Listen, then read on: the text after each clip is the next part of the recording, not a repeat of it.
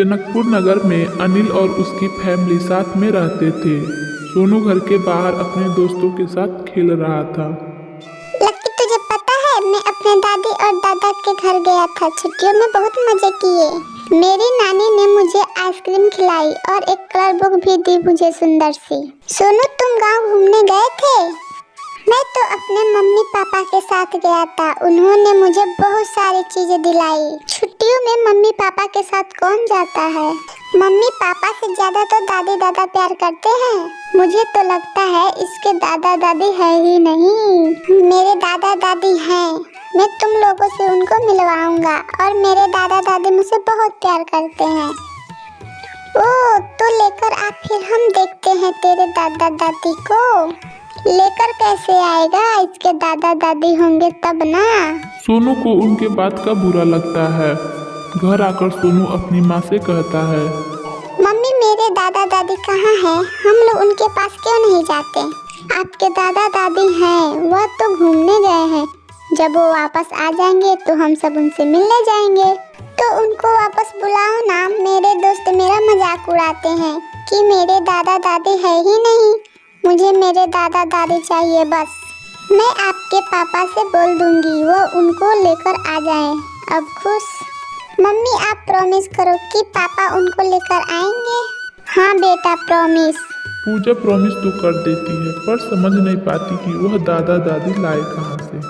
अनिल, सुनिए ना, सोनू अपने दादी दादा को बुलाने के लिए और उनसे मिलने के लिए जिद कर रहा था। मैंने तो उसे झूठ बोलकर मना लिया है, लेकिन यह सपना ज्यादा दिन तक नहीं रहेगा। पता नहीं अचानक उसे क्यों दादा दादी चाहिए। अरे वो बच्चा है, उसके दोस्त अपने दादा दादी के बारे में बताते होंगे इसीलिए।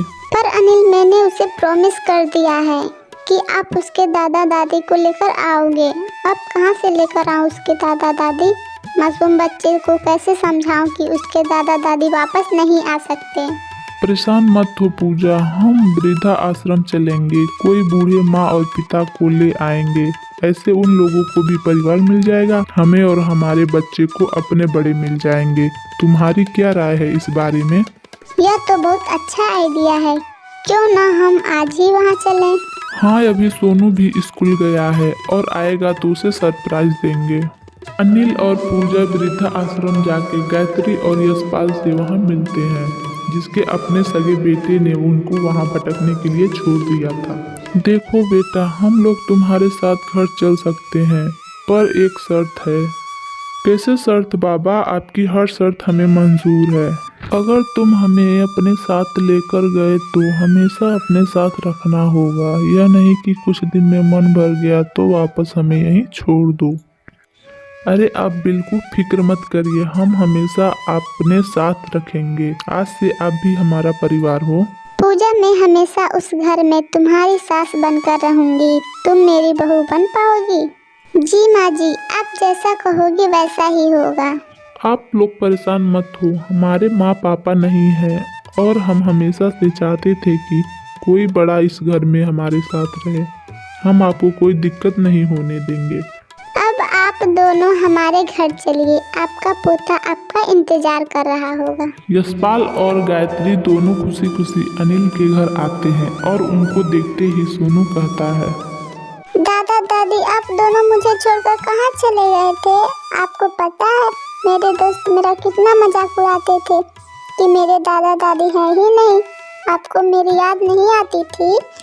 अरे मेरे लाल, हम भी तुझे बहुत याद किया करते थे, लेकिन क्या करें, काम बहुत था ना, इसलिए आ नहीं पाए। लेकिन अब तुम्हारे दादा दादी हमेशा तुम्हारे साथ रहेंगे। सच्ची में? अब मैं अपने दोस्तों को भी बताऊंगा अपने दादा दादी के बारे में। अच्छा, मिलवाना जरा मुझे अपने दोस्तों से, मैं भी तो देखूं। आज से कोई मेरे पोते का मजाक नहीं उड़ाएगा। अब तो दादा पोता बहुत मजाक किया करेंगे। अब तो आप लोग मुझे छोड़कर नहीं जाओगे ना? ना ना, अब तो हम तुमसे कभी दूर नहीं जाएंगे। चलो अब खुश हो जाओ। अपने दादा दादी को पाकर सोनू बहुत खुश था और सोनू के साथ साथ यशपाल और गायत्री भी ऐसे परिवार पाकर खुश थे। सब कुछ अच्छा चल रहा था कि वक्त गुजरता है।